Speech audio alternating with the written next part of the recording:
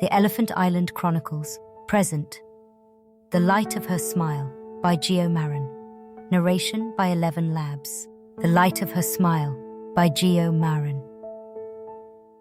Harlan Reynolds lay quietly in the hospital bed, his breath coming in shallow, rhythmic rasps that matched the steady beep of the heart monitor by his side. The room was dim, lit only by the soft orange glow of a bedside lamp. Curtains were drawn, muffling the evening's fading light. The air felt still, and the space was filled with the scent of antiseptic, a sterile, almost cold smell that contrasted starkly with the warmth of the family surrounding him. His eldest daughter Elizabeth sat beside him, holding his hand, her thumb brushing gently across his knuckles. She leaned in, whispering tender words of love, her voice cracking with the weight of her emotion. A grandson sat near the foot of the bed, shifting his gaze between the frail figure of his grandfather and the others gathered around. There was a reverent quiet, broken only by the soft murmurs of those who came to say goodbye. Harlan could hear their voices, their words filled with love and grief, but they were distant, like a tide receding from the shore. He felt the pull, a loosening of his hold on the world, a drifting into a deeper, more profound stillness. The room began to blur around the edges, and the exhaustion in his bones seemed to soften, giving way to a strange, quiet warmth. Slowly, Harlan closed his eyes, and in the darkness, he felt something new. A presence, something he hadn't felt in decades. It was like a breeze brushing against his cheek, soft and familiar. He opened his eyes again, though now the hospital room seemed to have changed. The walls were fading into a soft haze, the light from the lamp growing warmer, casting a soft golden hue across the room. He could still see his family, their faces touched with tears, but behind them, something beautiful began to emerge. A soft glow began to form in the corner of the room, slowly filling the space with a gentle golden radiance. Harlan blinked, his heart catching, and he knew, even before he fully saw her, who it was. Marie. She stepped out of the glow, her figure becoming clearer, more distinct. Her hair was long, just as he remembered, falling in waves over her shoulders, and her smile, her smile, was as bright as ever. She wore a simple dress, light and airy, the kind she used to wear on summer days when they were young, and her bare feet touched the floor without a sound. She moved toward him, her eyes never leaving his, her smile widening with each step she took. Harlan's breath caught in his throat. It was Marie, just as she had been the last time he had seen her, so full of life, her eyes twinkling with that mischievous light that always made him feel like there was a secret only the two of them shared. He felt tears welling in his eyes, his vision blurring, but not from fear or sadness. It was the joy, the pure, overwhelming joy of seeing her again. "Hey there, old friend," she said, her voice soft but unmistakable. It was a voice he had carried with him in his heart all these years, a melody that had played quietly through his memories whenever he thought of her. She moved to his side, her hand reaching out to rest gently on his. He could feel the warmth of her touch, real and solid, and all at once, the ache in his chest seemed to ease, the tension in his old, tired body loosening. "Marie," he whispered, his voice cracking, "is it really you?" She nodded, her smile softening as she leaned closer. "Of course, it's me, Harlan. Who else would it be?" He let out a weak laugh, a tear slipping down his cheek. "I knew you'd come for me. I always hoped you would." Marie's eyes glistened as she squeezed his hand. "I wouldn't let anyone else. I told them it had to be me." She glanced upward as if gesturing to someone beyond the ceiling and laughed lightly. "They tried to tell me it wasn't my job, that someone else was supposed to come. But you know me, Harlan. I never took no for an answer." Harlan smiled, a sense of peace washing over him.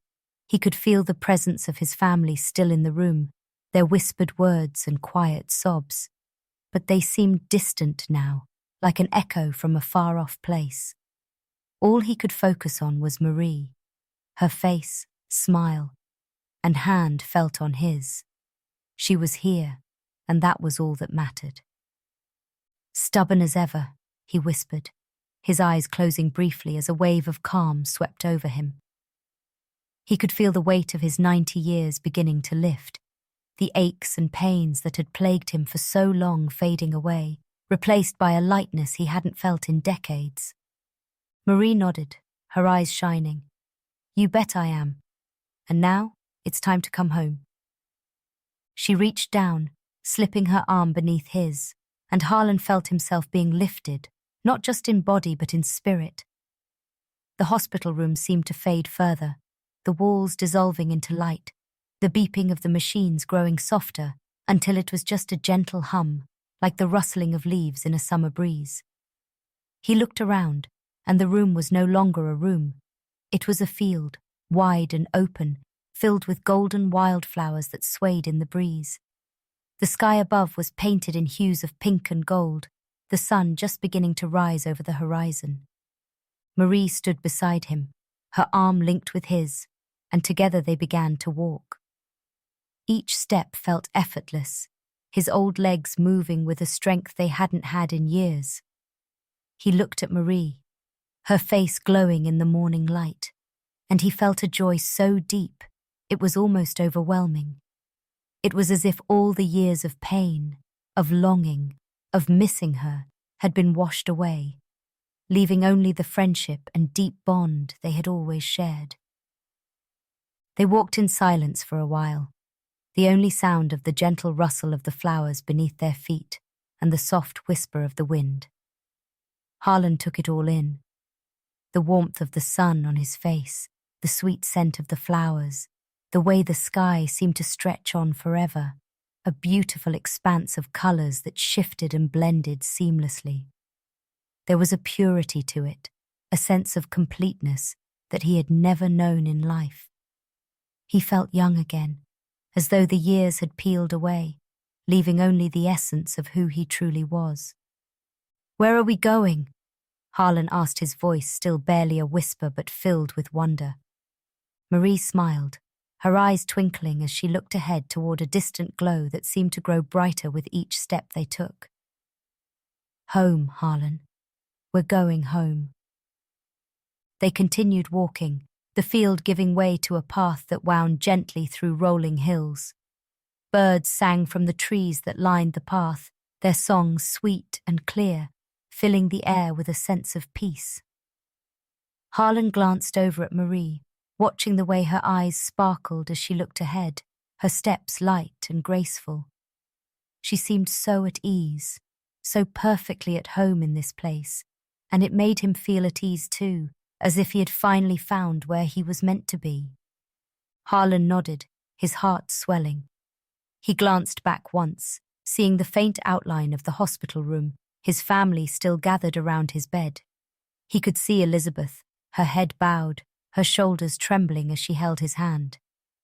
He wanted to reach out, to tell her it was okay, that he was at peace, but he knew she would feel it in time. He turned back to Marie, and she gave him a reassuring smile, her hand squeezing his gently.